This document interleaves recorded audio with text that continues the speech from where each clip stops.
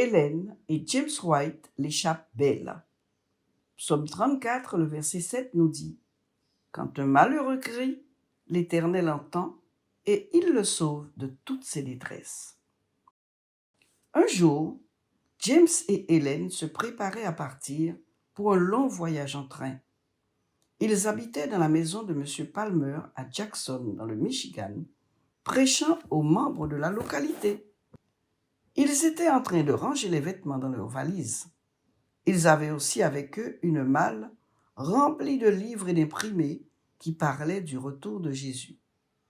Pendant tout l'après-midi, James White avait fait part de son inquiétude au sujet de ce voyage. « Hélène, disait-il, j'ai un étrange sentiment concernant ce voyage que nous devons faire ce soir. Mais comme nous nous sommes engagés à parler à la congrégation, nous devons y aller. » Avant de partir à la gare, ils se mirent à genoux avec leurs amis et demandèrent à Dieu d'envoyer des anges pour les protéger dans le train. Quand ils se levèrent, James White dit « Je suis prêt à partir maintenant, car je sais que le Seigneur prendra soin de nous. » Leurs amis les emmenèrent à la gare, où ils prirent le train vers 20 heures. James et Hélène pénétrèrent dans un des wagons, mais ne purent y trouver place, car le wagon était déjà rempli. Aussi entrèrent-ils dans le wagon suivant et y prirent place. Mais Hélène n'enleva pas son bonnet, comme elle avait coutume de faire quand elle voyageait la nuit.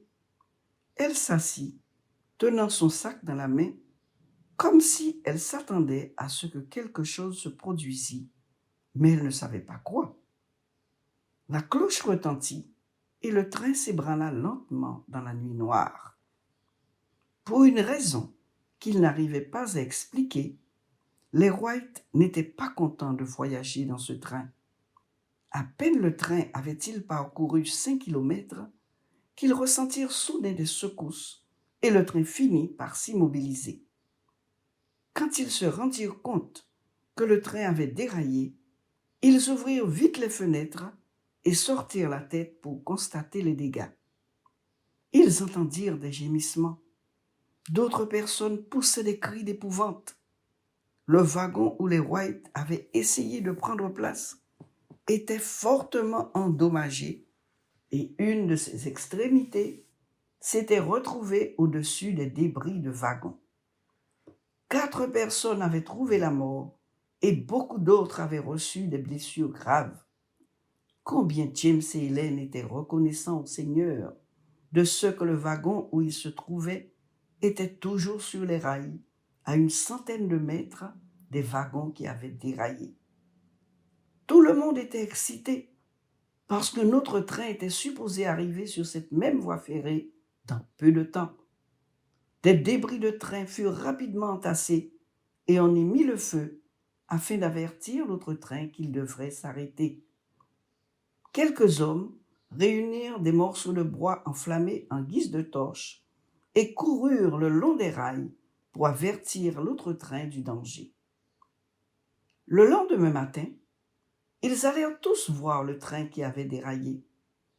Ils découvrirent que le déraillement avait été provoqué par un gros bœuf qui s'était couché sur la voie ferrée.